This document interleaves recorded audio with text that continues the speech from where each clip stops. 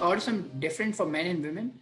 Because one of the things that Sia said earlier was that she hadn't seen a lot of women with autism, but then of course there are women with autism, there are men with autism. So how is autism different for them?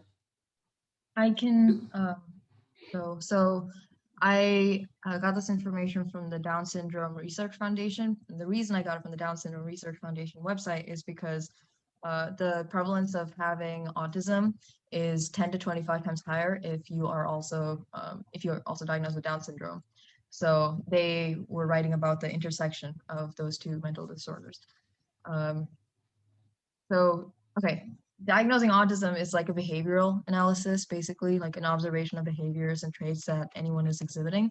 So there are different social expectations for the way men and women behave and how we're taught to behave, the things we represent, like the things that are shown, different behaviors. So if autism is a difference in behavioral changes and social interactions, then it would look different, definitely, for men and women. And what you would consider to be a behavior due to autism versus a behavior due to gender differences would be harder to distinguish. And so I guess we would need more research then in women with autism to realize or recognize what the symptoms are, because the behavioral changes that come with autism can be diagnosed as early as like 2 to 4 years, but you need to know what you're looking for. So I would say the way it manifests is probably different for men and women.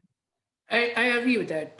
With autism, because men and women have different set of roles, they grow up with different expectations. Of course like behavior, because it's behavioral, as Ilakkiya said.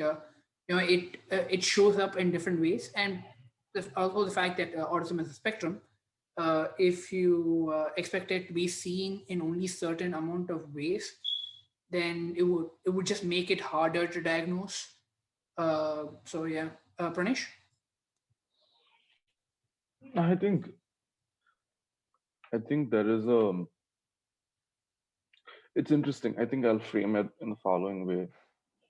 There is greater pressure on women and females by you know, the figures that they're surrounded by to act in a certain way, as opposed to um, males generally.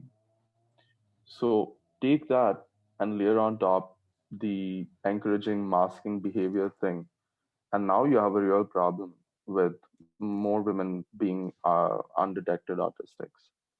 I think that's sort of the state of, female autistics being undetected and masking more, I guess. Mm. Yeah, I don't have a very grandiose POV on this. It's pretty straightforward. Like, there's more pressure on ASACs about um, how they should act.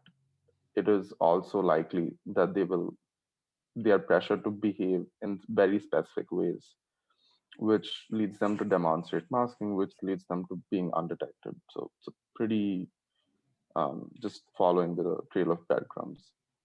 Yeah, nothing Yeah. grandiose. Sia. I'm paraphrasing the experience of someone that was talking in a YouTube video, and we link it Mm, in this one too. mm, But they were sharing about how with men, typically, if some of the categories that they get interested in terms of, specific interests, are typically very STEM oriented. And then people who diagnose autism tend to look for interests such as, I don't know, like computer science or, mechanics, because they in their head associate that with autism. But that's, because that's also what men are typically interested in. But women who have autism, they also linked another study in that YouTube video. So this is getting very meta linky, but you'll have all the references. Um, about how some women in autism actually have more interest in the literary side of things, or are really into theater or in the arts. And because their interests are not as expected, it contributes to the lesser likelihood of being diagnosed. So I found that to be quite interesting about how, just gender norms have shaped what people expect autism to look like. That is very interesting, and I found a study as well that usually autism is like found in men.